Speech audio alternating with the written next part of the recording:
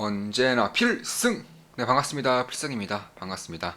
자, 이번에는 이 골드, 그리고 실버에 대해서 좀 분석을 해드리고자 합니다. 일단 제가 말주변이 굉장히 없어요. 저 같은 경우는 사실 뭐 다른 사람들 앞에서 말하는 것도 굉장히 좀 무서워하는 타입이고, 사실 말주변이 별로 없기 때문에 항상 영상을 찍고 나면 혹은 필승 라이브를 진행하고 나면 그 이후에 이것도 말했어야 되는데 이것도 있었는데 이런 후회를 거의 항상 하곤 합니다. 그래서 이번에는 좀 시장도 많이 흔들리고 있죠. 굉장히 좀 안 좋은 상황으로 보이고 있기 때문에 힘드신 분들이 많을 거예요. 그래서 텔레그램방을 통해서 제가 분석해드렸던 것을 그대로 이제 보여드리면서 왜 지금 금과 은에 주목을 해야 되는지 분석을 좀 해드리겠습니다. 물론 제 모든 영상은 매수, 매도, 추천, 리딩 절대 아닌 거 다들 알고 계시죠? 참고하시면 되겠습니다. 자, 2월 17일 글이에요. 네, 조금만 기쁜 닭의 텔레그램방에 2월 17일, 올해 2월 17일에 적어드린 글입니다. 자, FOMC 회의록이 공개되었습니다. 핵심은 간단합니다. 주식은 여전히 고평가다. 고로 좀 더 내려와도 괜찮다. 부동산은 대출 비중이 높다. 하지만 부자들이 대출받은 거라 괜찮다. 그러니까 주식이든 부동산이든 가격이 조금 더 하락해도 전혀 상관없다라는 듯한 그런 워딩을 보인 겁니다. 이게 핵심이었어요. 연준은 주식이든 부동산이든 어느 정도의 하락은 충분히 용인할 준비가 되어 있는 듯 합니다. 빠질 거면 급하고 강하게 하락하는 것이 차라리 낫습니다. 지지부진한 흐름이 이어질수록 기회비용만 커질 뿐입니다.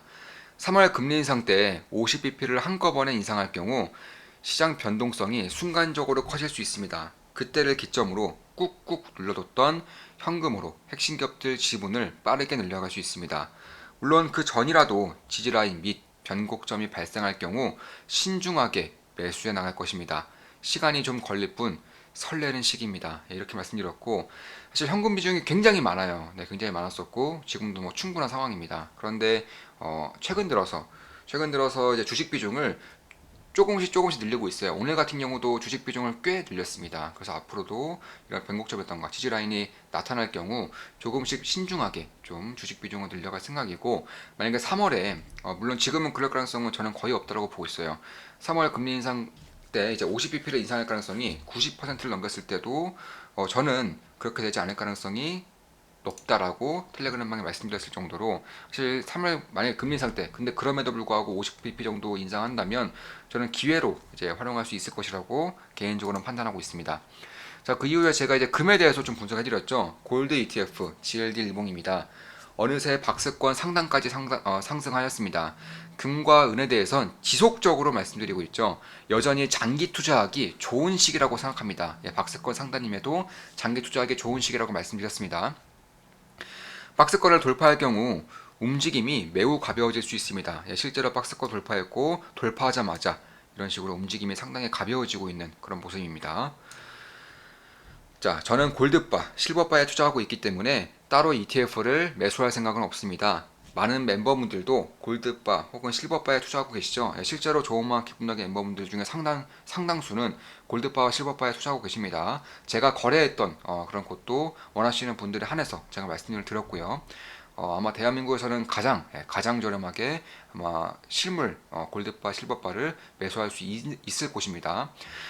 자, 많은 멤버분들도 이제 골드바, 실버바에 투자하고 계시죠. 만약 실물 자산에 투자하고 있지 않다면 관련 ETF들에 꾸준히 관심을 가질 필요가 있다고 생각합니다. 그리고 실버에 대해서도 좀 분석해드렸어요. 실버도 뭐 골드 같은 경우는 2월 17일 대략 일주일 전에 비해서 한 5%가량 5%가량 가격이 상승하고 있는 것 같아요. 골드에서 5%의 상승은 엄청난 거죠. 특히나 증시라던가 암호화폐가 꽤나 크게 하락을 보이고 있는 상황이기 때문에 5%의 수익은 매우 크게 다가올 수 있습니다. 그리고 실버 같은 경우도 제가 분석해드린 이후에 대략 한 8%가량 상승하고 있어요. 일주일 만에 8%이기 때문에 역시나 매우 큰 상승이라고 볼 수 있어요. 다른 자산들이 다 같이 하락하고 있는 와중에 이 정도의 수익은 정말 엄청난 수익이라고 할 수 있습니다. 자, 실버 ETF SLV 일봉입니다. 금과 다르게 여전히 저가권에 머물러 있습니다. 4번의 바닥을 형성하였고 주요 저항 라인 돌파를 시도하고 있기에 주목할 만한 흐름이라고 생각합니다. 실제로 저항 라인 돌파하자마자 매우 빠른 상승을 보이고 있습니다. 마찬가지로 실버바를 보유하고 있기에 금융상품은 투자할 생각은 없으나 실물자산을 보유하지 않을 경우 지속적으로 관심 갖고 지켜봐야 할 종목이라고 생각합니다. 실버바, 골드바 투자 중입니다. 이렇게 말씀드렸습니다. 그럼 왜 골드바와 실버바에 혹은 골드, 실버 상품에 좀 관심을 가질 필요가 있느냐 하면, 자, 제가 말주변이 좀 없고 그리고 항상 까먹는 내용들이 있기 때문에 그대로 분석해드린 내용을 그대로 좀 말씀드리겠습니다. 이건 작년 9월에 분석해드린 내용입니다. 자, 작년 인플레 시대를 두고 왈가불가 얘기가 많았었죠. 참고로 2월 1일에 이제 체크가 되어 있는 점은, 제가 긴 글 같은 경우는 한 번에 모아서 이제 매달 방을 옮길 때마다 가장 첫 번째로 이제 긴 글을 전부 다 올려드립니다. 그래서 아마 2월 1일 체크가 되어 있는 것이고, 매달 말씀드리고 있고 단 한 토시도 바꾸지 않아요. 제 투자의 투자 기록의 저장이라고 저는 생각하고 있고, 긴 글을 이제 다 읽으시면 투자의 방향, 그러니까 지금의 시대 흐름의 방향성을 면밀히 그리고 정확하게 파악할 수 있을 것이라고 생각하기 때문에 저는 그대로 다시금 또 올려드립니다. 9월에 처음으로 어제 써드렸던 분석이에요. 작년 인플레 시대를 두고 왈가불가 얘기가 많았었죠. 주인공은 금이었습니다. 무제한 양적 완화 발표와 쏟아져 나오는 통화로 인한 인플레이션 우려, 그 첫 시작점에 금이 있었습니다. 발표 이후 약 4개월 만에 30% 폭등하여 2,000불을 넘어섰었지만 올해 들어 20%가량 하락하며 매우 약한 모습을 보이고 있습니다. 참 이상하죠. 구리, 철강, 알루미늄, 니켈 등의 원자재는 올해 들어 그 힘을 발휘하고 있지만 1등 원자재인 금이 힘을 쓰지 못하고 있습니다.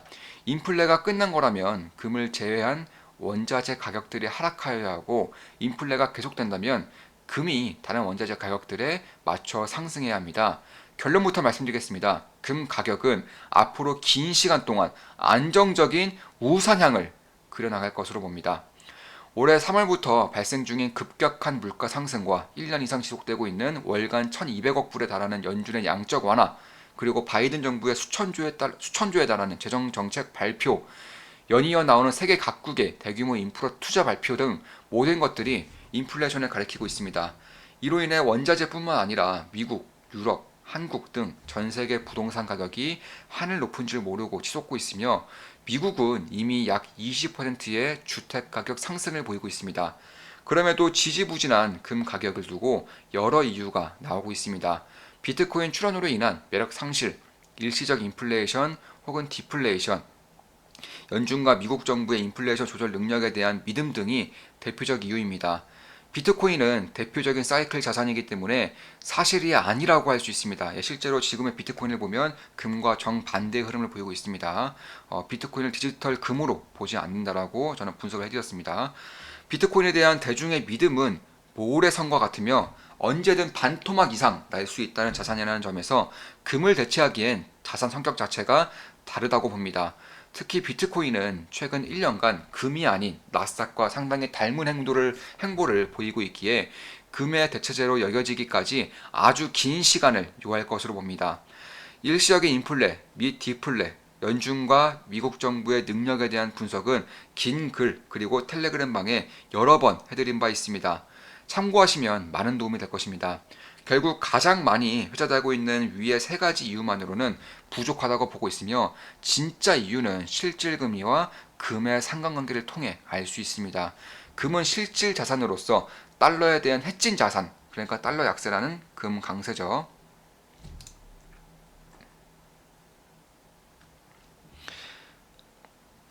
안전자산의 대명사로 손꼽힙니다. 따라서 미국 경기가 불안정할 때, 달러가 약세일 때 충분한 상승을 보이는 경우가 많으나, 분명한 추세가 만들어지기 전까지 금 가격에 가장 영향을 미치는 것은 실질금리입니다. 실질금리는 쉽게 국채금리에서 기대 인플레이션을 뺀 값을 말합니다. 그러니까 금리가 기대 인플레이션보다 높으면 실질금리는 양의 값을 가지며, 그 반대라면 음의 값을 가집니다. 실제로 금 가격이 본격적인 조정을 받았을 때의 금리를 보면 매우 강하게 상승했다는 것을 알 수 있습니다. 기대 인플레이션 대비 금리가 매우 강하게 올라왔기에 금 가격이 금리 상승을 이기지 못하고 주저앉은 것입니다. 작년까지만 하더라도 금 가격이 굉장히 안 좋았죠. 금은 이자가 없기 때문에 실질금리 상승에 매우 취약한 구조를 가지고 있습니다. 금리가 상승하면 똑같은 안전자산인 현금 혹은 채권에 투자하면 되기 때문에 굳이 금에 투자할 이유가 사라지기 때문입니다. 주목할 점은 현재 실질금리는 약 마이너스 1.2%로 역사상 최저치라는 것입니다. 그럼에도 금 가격은 역사상 최대치가 아니죠. 일시적인 인플레 또는 디플레 주장이 힘을 받고 있기 때문이며, 이러한 주장이 틀렸다는 것이 입증되기 전에 금 가격은 사상 최대치를 향해 강하게 튀어오를 가능성이 높습니다. 작년 9월까지만 하더라도 일시적 인플레라는 주장이 상당히 강했죠. 지금은 완전히 아니라는 것이 밝혀졌습니다. 참고로 현재 실질금리 마이너스 1.2%가 얼마나 대단한 수치인가 하면 지난 10년 평균 실질금리는 약 0.7%입니다. 그리고 작년 역대급 위기로 인해 마이너스 실질금리에 돌입하였으며, 그 추세가 장기금리 급등으로 인해 돌려지다가 연준의 개입으로 다시 하락하여 마이너스 1.2%에 와 있는 것입니다. 결국 인플레가 꺾여야 실질 금리가 제자리로 돌아올 것이나 지금의 추세로는 꺾일 기미가 전혀 보이고 있지 않습니다. 텔레방에 말씀드렸다시피 출렁임이 있을 수 있으나 인플레 시대로의 대전환은 시작되었으며, 이로 인해 금리의 상승에도 불구하고 실질금리는 오랜 기간 마이너스권에 머무를 것으로 봅니다. 금 가격이 언제까지나 지지부진할 수 없는 흐름이 만들어지는 것입니다. 그 증거로 이번 FOMC 때도 그렇고 매번 그러고 있지만 연준이 인플레이션에 대한 우려를 매우 강하게 하고 있는 것을 들 수 있습니다. 연준의 주요 인사들은 작년부터 기자회견이든 연설이든 혹은 FOMC가 있을 때마다 매번 빠지지 않는 핵심 키를 인플레이션에 두고 있으며, 향후 인플레가 발생하더라도 대응할 무기가 상당히 많다고 단언하고 있습니다. 무언가 필요 이상으로 발언하고 떠벌릴 때에는 매우 많은 신경을 쓰고 있다는 것이며, 매우 많은 신경을 쓰고 있다는 것은 그만큼 현실화될 가능성이 높다 혹은 우려하고 있다는 것을 의미합니다. 혹은 그렇게 되고 싶다, 그렇게 보여지길 원한다도 있겠죠. 이 경우 연준의 워딩과 태도를 보았을 때 현실화 가능성에 무게를 두는 게 맞습니다. 시장의 예상을 뛰어넘는 인플레이션이 진짜로 발생했을 때 시장 혼란을 최소화해야 할 필요가 있으니 그 전부터 지속적으로 시장에 순회하고 있는 것으로 보입니다. 전에 텔레방에서 제닛 옐런의 양심 선언과 관련하여 분석을 해드렸었죠. 미 주요 인사와 연준의 인플레의 등장을 이미 알고 있었으며, 그에 따른 최선의 대응을 하고자 하는 노력을 하고 있는 것으로 봅니다. 실제로 생산자 물가지수는 이미 저 하늘을 향해 달리고 있으며, 그나마 믿었던 소비자 물가지수 역시 올해 들어 3%를 넘어서면서 20년 만에 가장 급격한 폭등세를 보이고 있습니다. 올해는 40년 만에 가장 급격한 폭등세를 보이고 있죠. 물론 물가 상승 초기이기 때문에 급격한 수치가 보이는 것은 맞지만, 그렇다고 무시해서는 절대 안 되는 일이 벌어지고 있는 것입니다. 참고로 근원 물가 지수는 30년 만에 최고치를 갱신하고 있으며 3% 이상의 수치가 발표되고 있습니다. 그에 반해 10년물 미국채 금리는 3%에는 턱없이 부족한 1.32%입니다. 지금까지 인플레의 등장으로 실질금리는 상당 기간 약세를 보일 가능성이 높다는 점에 분석해드렸습니다. 다음은 달러 해칭, 그러니까 달러 약세란 금 강세에 대해서 분석해드리겠습니다. 위 이미지는 1960년부터 현재까지 본원 통화량의 흐름을 나타내고 있습니다. 실질 인플레이션은 M2도 같이 봐야 하나 금 가격은 본원 통화량의 증가만 보더라도 충분합니다. 통화량이 증가하여 가치가 하락했다는 것 자체가 금 가격의 상승을 일으키기에 충분한 요인이 되기 때문입니다. 1960년부터 2008년까지의 미국 통화량은 약 50배 상승하였으며 금 가격도 약 50배 상승하였습니다. 추세 역시 정확히 정비례합니다.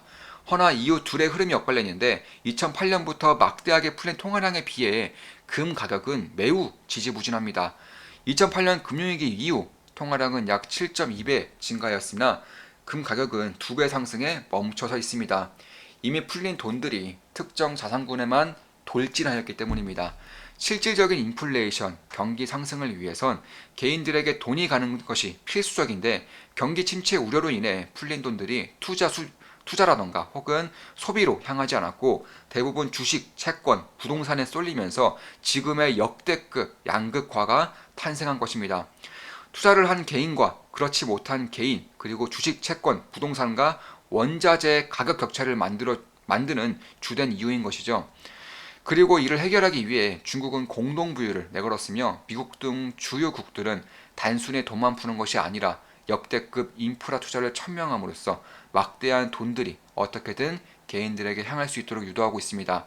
이 과정에서 자산만 부풀려져 있던 것들이 지금까지와는 다른 모습으로 나타날 것입니다.